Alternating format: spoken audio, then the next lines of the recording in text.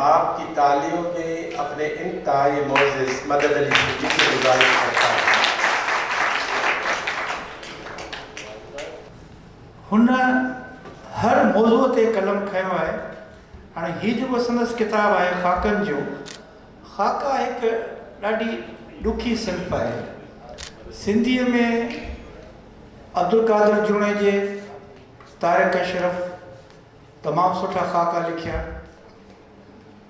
अञा हिकिड़ो ॿियो असांजो हिकिड़ो दोस्त हो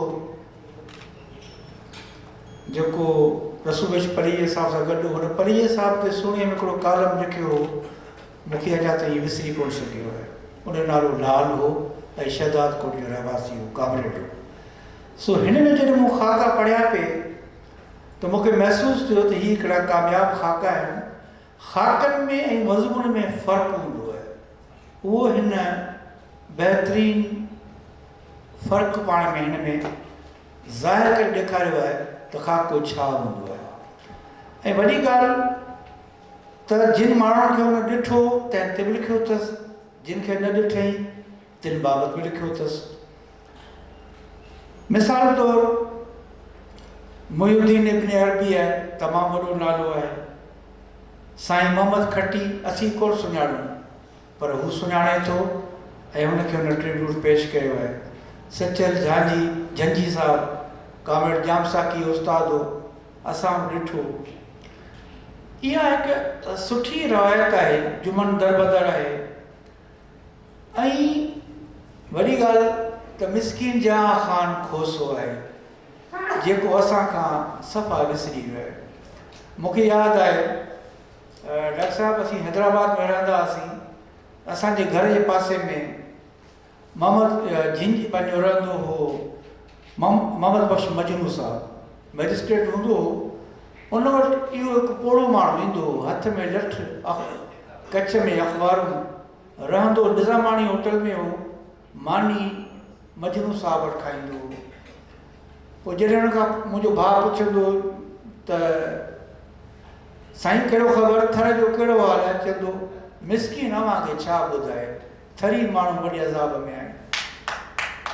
हू अर्ज़दाश्तूं खणी ईंदो हो, अख़बारूं ताईं पहुचाईंदो हो। उन वक़्तु थर जो नालो ॿुधणु ऐं पहुचणु वॾो हिकिड़ो मसइलो हूंदो हो। पर मिसकीन जहां ख़ान खोसो सॼी ज़िंदगी थर लाइ विढ़ंदो रहियो, रड़ंदो रहियो। मूंखे एतिरी बि यादगिरी आहे त जॾहिं मोहम्मद बख्श मजनू तां हलियो वियो त पोइ हू मुंहिंजे वॾे भाउ वटि ईंदो हो, उहो हुनखे हिते रहाईंदो हो। खादीअ जा कपिड़ा पाईंदो हो, कारे रंग जा, मलेशिया जा, हथ में लकिड़ो हूंदो हुउसि ऐं सदाईं थर थर कंदो हो। हिते हिकिड़ी अजीब ॻाल्हि ॿुधायांव, मां हुन ज़माने में सिंध न्यूज़ एडिटर हुउसि।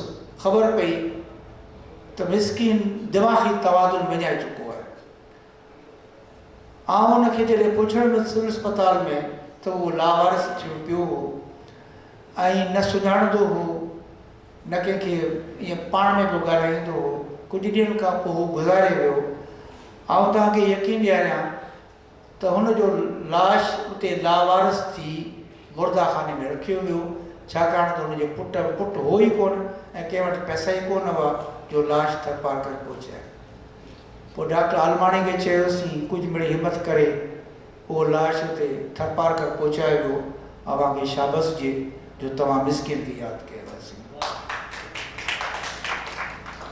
ऐं ॿियूं एतिरियूं ॻाल्हियूं आहिनि। हाणे मिसाल तौरु कुझु अंग्रेज़नि जो ज़िक्र थो कजे त कंहिं वक़्तु उमराणी साहिबु माण्हू तहक़ीक़ कंदा हुआ थर ते। जंहिं पहिरियों किताबु लिखियो आहे अंग्रेज़, उन ॾिसो उन ज़माने में कीअं तहक़ीक़ कई आहे, कैप्टन रेक्स। अॼु बि उहो किताबु पढ़िजे थो त हैरत थी थिए त हुन माण्हू केॾी महिनत कई। थर ऐं थरपारकर ते ऐं राजस्थान ते लिखंदड़ जेम्स टाड पॉलिटिकल एजेंट आयो कोन, पर हुनजे किताब में टंडिया लाइ यारी हैदराबाद घणा मेल परे आहे इहो बि लिखियलु आहे। इहो सभु इन करे जो उन वक़्तु माण्हू तहक़ीक़ कंदा हुआ ऐं उहा रवायत ताईं बरक़रार रखियो वेठा आहियो। मां तव्हांखे दिलि सां मुबारक थो ॾियां। अव्हांजी महिरबानी।